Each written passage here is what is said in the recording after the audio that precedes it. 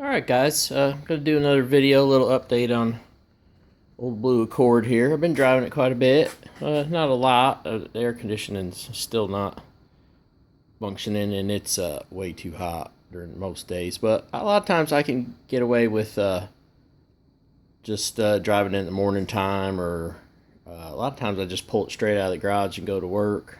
And I've got air conditioning in here, so be up there in the corner. So yeah, so I've been driving it some. It's been running really good. I'm still sporting the old fuel pump and stuff. I hadn't really addressed that issue, but I did sort of do some research about E85, and a lot of guys run this power. I guess I call it Purple Power, but I'm not reading it. Power Plus. Okay, let's get it right here.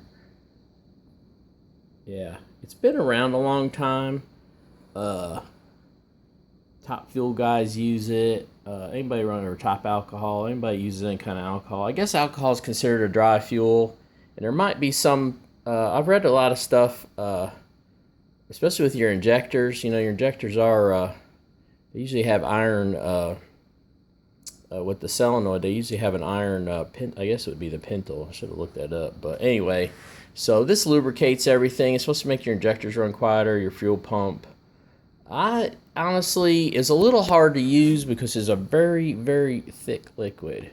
So I just took it and went and poured it in like that, but I don't know how well it mixed. So I think I've got to think of a way to probably mix it. I'm probably going to get like a small jug or something maybe, and just mix it with a little alcohol and then fill the tank. I don't know. I've got to work on that. But anyway, should be 2 ounces.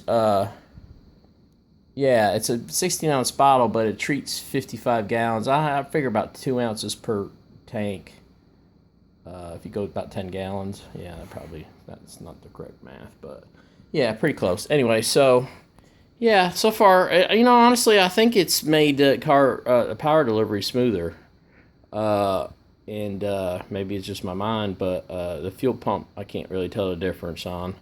So yeah, gonna just run that for a while, and I actually saw it on Moto IQ, which is one of my favorite online automotive channels. So I really like that. So check out Moto IQ. I'll probably leave a link for that. But they claim that their injectors, they run the more modern like ID type injectors, and they claim that they keep quiets them down. So yeah, so anybody who runs alcohol type fuel probably wouldn't hurt for anything really, but yeah, pretty excited about that.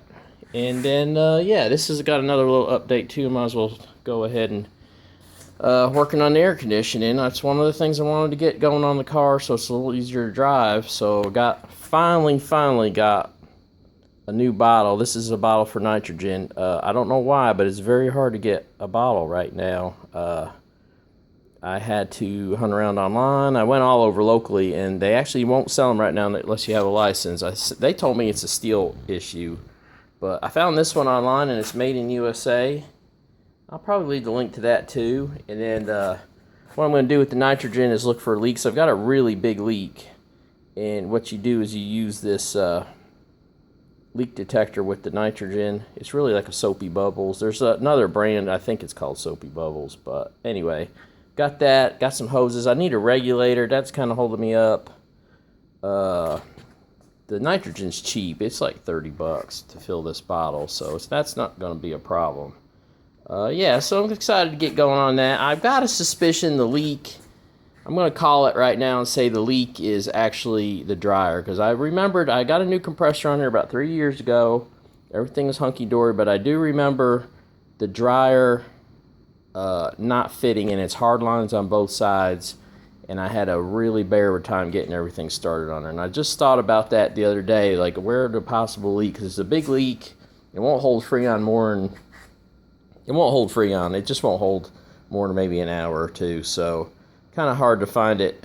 You just by vacuuming down and stuff is not gonna find it. And these guys, most of the modern guys are using nitrogen for leaks and stuff. So on AC units, so I'm pretty interested in that. But I thought about that dryer fitting. It's like the barb ends were not quite long enough, and it's kind of a weird way it fits in my car. It's up in the fender to dryer, and you couldn't really move it around the way it was bracketed. So it was just, I just remember that being such a bear to get. Simple thing. And I tried a few different dryers. In fact, I've got a few laying around over here, and that's what reminded me that that was a problem. So I think that's where we're at with that. Get this nitrogen regulator, start finding the leak, and then hopefully I'll get some air conditioning in the car. Get some air conditioning in the car, make it much more easier to drive. You know, it just sucks not having air. It's literally been 98 or 99 degrees last few days. Nobody, you know, just don't want to sit in traffic and boil to death, honestly. You know, and then like I said, I did a video about a year ago about the 3 or 4. I made a list in my head of the 3 or 4 things that I needed to get this car whipped into shape a little bit to drive, you know, more than I normally drive. So I haven't done anything with the rust or the rust holes, so I probably won't be driving it in the rain. That kind of does limit you a little bit, but you know, that's fine. I just kind of, and then of course with gas prices and everything, ethanol's, it stayed pretty cheap. Although it's over $4, they jumped the price up quite a bit here in Tennessee, so kind of disappointed in that. But yeah, it's definitely made, it'll definitely make a difference. I get 22, 23 miles to the gallon. I just ran a pretty good tank through, and then filled back up and got 22 on pretty old fuel, so this is a pretty fresh tank. So yeah, we'll see what I get with that. I'm already up over 100 miles. So, well, that's it for the update. It's kind of a little lengthy there. And then I guess the last thing too is I still have not retrofitted this fuel pump to this basket. I need to. I'm stuck on this connector. I'm gonna have to just break this out. I guess this is epoxied in there. And then figure out how to get this connector through there and seal it. I'm just always, every time I get ready to do it, I get stuck on something else. So I guess I could just do away this connector and butt splice everything in here and hope for the best. I'm not really too comfortable with that, but that may happen. We'll see.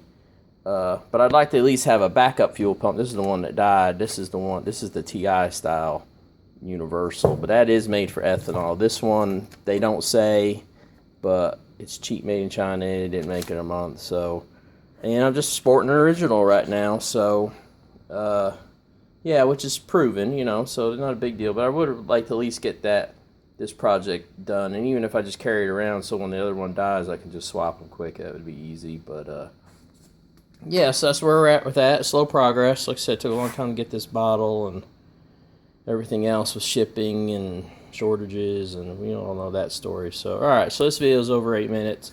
That's enough. Yeah, and I'll keep up on the power top lube. I'm curious to see you know, long-term results. It's going to be hard to really quantify. So oh, that's got the yeah, it tells you 2 ounces there, so that's pretty close. But anyway, so okay, well, thanks for looking.